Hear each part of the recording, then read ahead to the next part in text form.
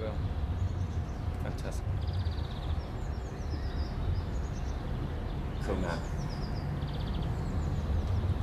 My first performance here in Warsaw, right?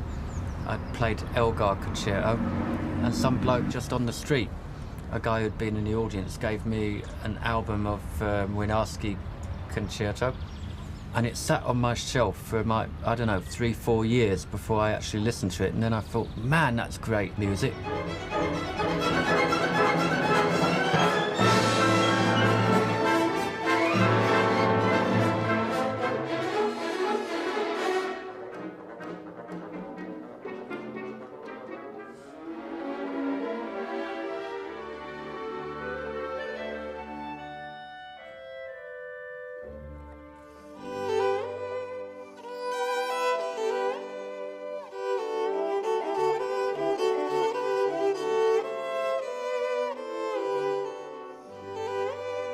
First time I've heard Młynarski second violin concerto played by Nigel, and yeah, really, and yeah, and I don't know why he's forgotten in Poland.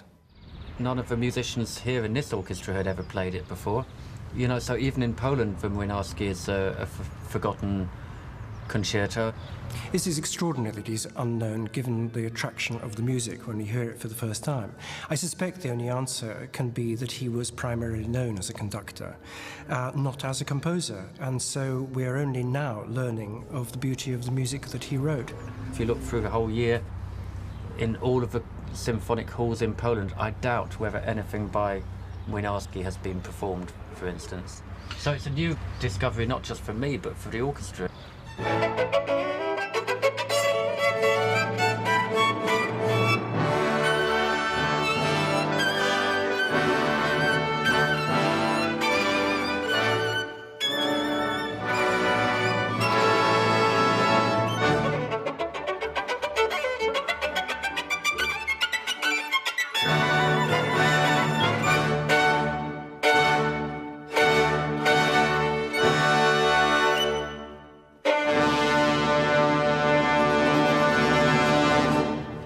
There's a whole new energy in this music with the Polish Chamber Orchestra playing it. We have this special connection which I've never really experienced with any other orchestra. They've got like phenomenal response, you know, call and response with the violin and the orchestra. Immediately they understand what I'm on about. Like, it's all sounding a little bit, all a dynamic level, too high.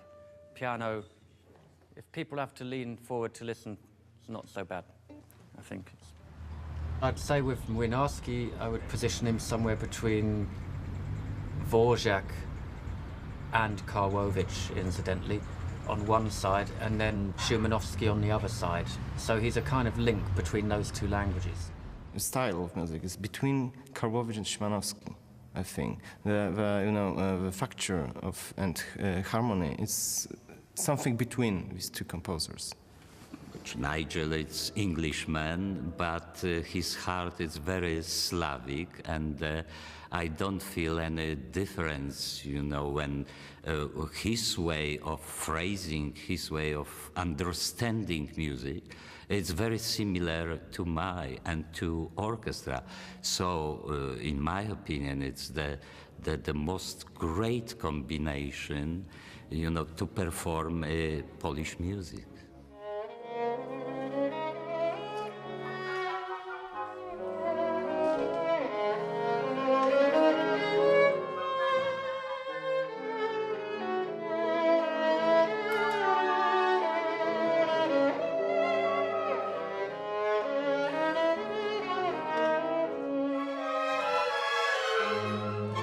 Whatever I can do to stimulate the players and share respect with the players is my job as an artistic director, and you know, it's a great privilege to be working with musicians this good who enjoy the moment in the same way that I do so much, and who also got a great framework on structure. They've got a good understanding on the structure of music, you know, so to be able to bring in a new composer from their own heritage and to be able to take it to the world, I think represents the orchestra very well.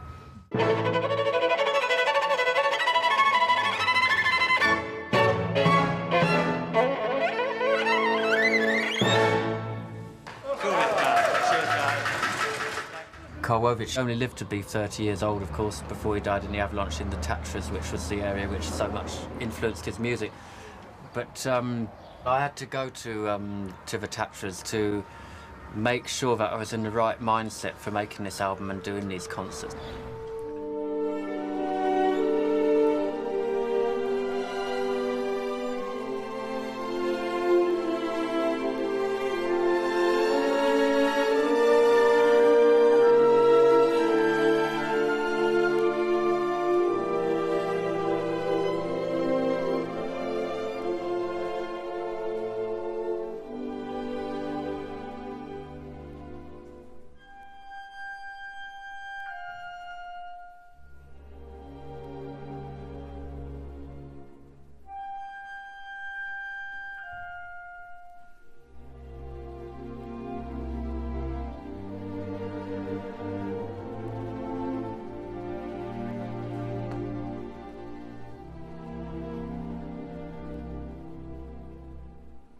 There is something with musicians who work in cities all the time, like I do, that there's this amazing enjoyment of life by getting out into the countryside, and particularly into mountainous areas where such a large thing can be such a quiet thing, you know? And so it's quite important to go and do something healthy and like refresh yourself and like start from a new canvas, and that's what, you know, walking up a mountain can really do for you. It can open up your life, man.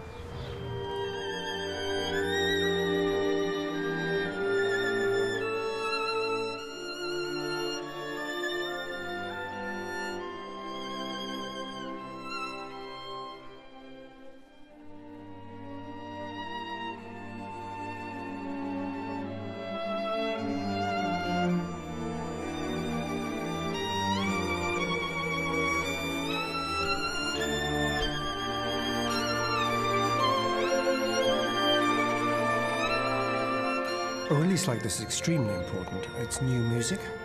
It's music with which we're unfamiliar, and we want to hear new music.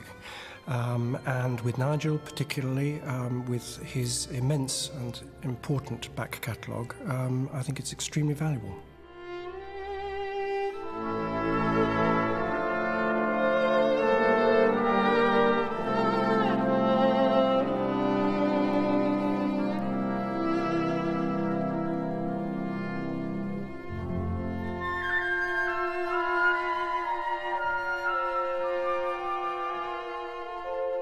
I think it would be great CD with Nigel, because he played beautiful.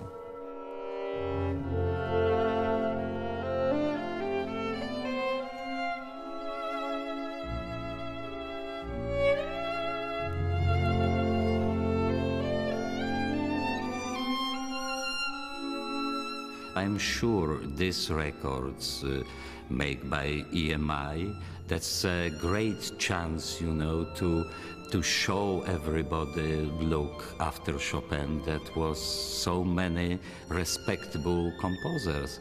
So I am so happy to see, you know, this project took place, and then now Polish music will be much better known.